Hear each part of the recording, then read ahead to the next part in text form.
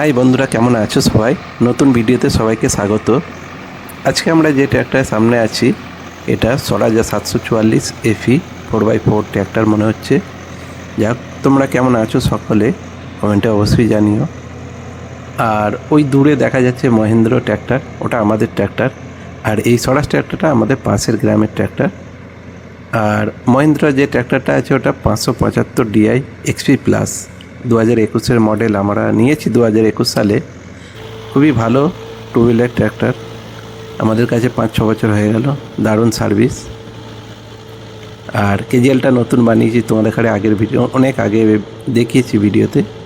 যাই হোক, আর এই জমিগুলোতে জলের কমতির কারণে অনেক সময় সর্ষে চাষ হতো, এইবার সর্ষে চাষ হয়নি, শুধু ধান চাষের জন্যই উপযুক্ত।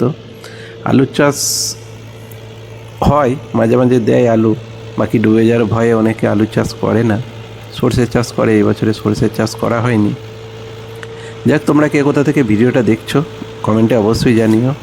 আর তোমাদের এদিকে আলুর বাজার কেমন?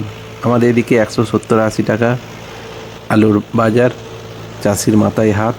অনেক চাষি যাদের টাকা আছে তারা আলু কোল্ড স্টোরে রাখছে, আর অনেক চাষি যাদের টাকা অভাব তারা তো বিক্রি করতে হচ্ছে। আর বিক্রির জন্য খদ্দের নেই আলুর, যে নেবে।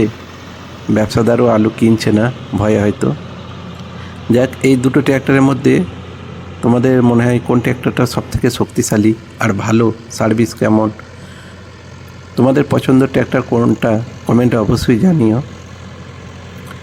আর সবাই ভালো থেকো, সুস্থ থেকো। আর তোমাদের কিছু জানার থাকলে নিচে কমেন্টে অবশ্যই জানিও। যাক, ভিডিওটা শেষ করলাম, ভালো লাগলে লাইক শেয়ার করে দিও।